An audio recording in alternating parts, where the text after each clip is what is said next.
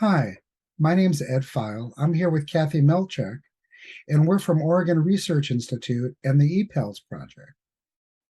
The EPALS project is funded by the Department of Education, and it's a coach-facilitated mobile parent training program for parents with learning difficulties who are parents of infants. We're here to talk about the project and hopefully get you interested in hearing more about it. Why would internet-based programs and coaching, why do that? Well, the convenience.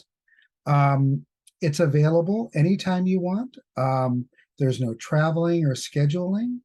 The program's available whenever you want to get to it, 24 hours a day. And because it's on a mobile app, it's very accessible, and the coaching is done all remotely. So we'll be working with you on a tablet to be able to go through the program, as well as participate in coaching sessions that Kathy does. As you can see here, ePALS is adapted from the Play and Learning Strategies home visiting program, PALS, that was developed by Susan Landry and colleagues at the University of Texas.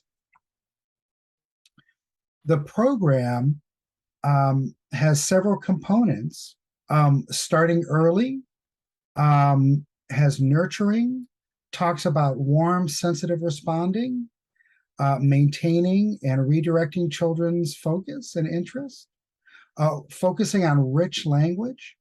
The PALS program has a lot of evidence behind it, and it's seen as a high impact study by the home visiting evidence of effectiveness. In the ePALS program, the components are a mobile app with text, narration, and videos.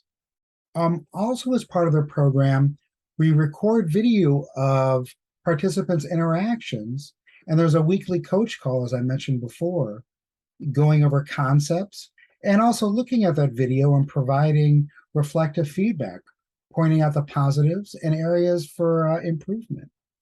As well, we have parenting resources and links.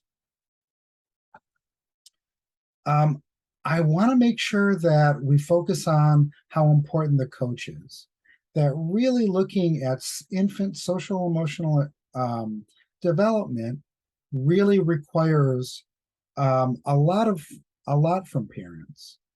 And so what the coach does, what Kathy does, is work through the project with you in the program and puts it in a way that you'll understand and you can apply in your everyday life. In the program, we have different parts of it to maximize engagement, including discover, check-in questions, recording the video, a coach call, and then an action plan. And you can see here that as you build up through the program, you start with introductions and then move out to singles responding, maintaining, introducing, labeling, reading with baby, daily routines, and summary. And the program builds upon that relationship building to promote early language.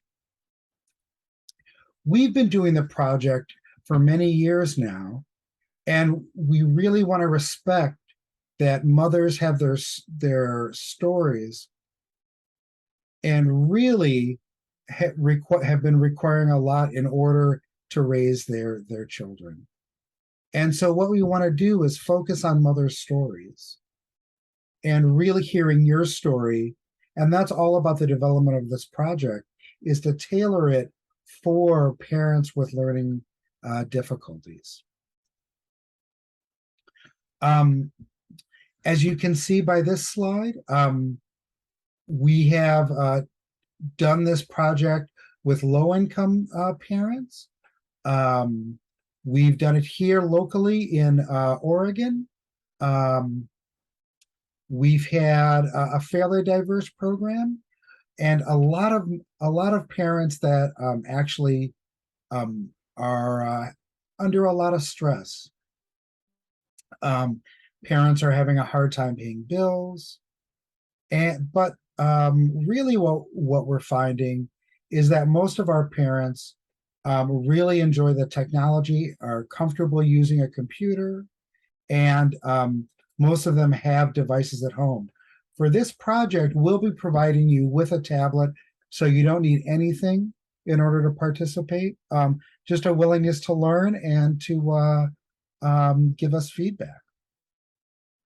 Um, as you can see here, our observations, we have very significant positive outcomes for both mother's behavior as well as infant behavior. These graphs show here on the green lines a really nice increase for the BabyNet or the ePals group.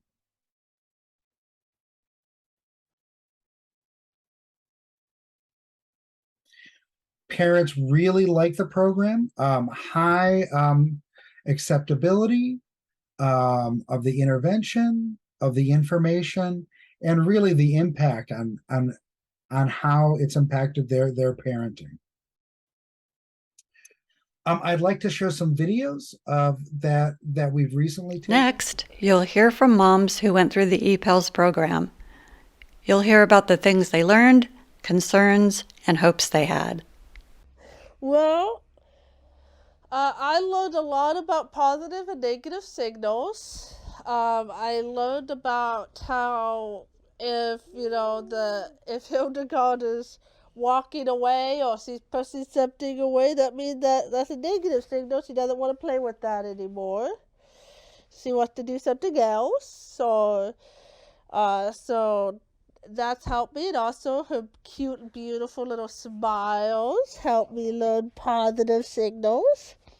My dad wasn't good at responding to my needs always. So I kind of I'm trying to unlearn what's stuck with me since childhood.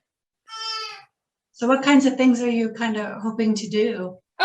Be more patient. How to deal with it and like child-led versus like the way that I was raised, which is parents force everything. If you're doing it wrong, they're going to tell you you're doing it wrong and they're going to change your actions and stuff. Mm-hmm. I know that we talked about praise. So let's say encouragement. I feel because of the book that I read that it's actually hurtful to praise your child so much. And then I was listening to the book and it was talking about how, to praise your child every 2 to 3 minutes. And I'm like, no, I don't praise them. I confirm the actions that they're doing, but I'm not going to praise them because it's not important. And it's hurtful, if anything. So it sounds like encouragement is what you're kind of more interested in than verbal praise. Yeah. Encouraging your child to do things, because what does encouragement do for your baby? I don't know. Well, what does encouragement do? Like if I'm encouraging you, how do you feel about that? If I'm saying, you're doing a good job at this, and how do you think that makes you feel, and how do you think it makes baby feel? I don't know. I just have low self-esteem, so it helps my self-esteem. I think it can help other parents in showing a visual example of all of these concepts, showing a video, and so that parents know, oh, okay, this is a positive example of how to interact with my baby. And I think those visual examples are really what's going to be helpful. And also the check-ins with the coaches every week. I think that's a really good element too, to keep people engaged. Hi, my name is Kathy Milchek. I'm a coach on the PALS study. My job is to check in with the moms, see how they're feeling and how they're doing. build rapport with the mom, speak their language, and then teach them in a way that they can understand, teach the moms how they can use the skills they have in everyday life, and teach them that we can celebrate those successes, even small successes we can celebrate. And of course, support the parents if the children are, or the babies are part of the videos. So acknowledging their presence and enjoying having the babies around.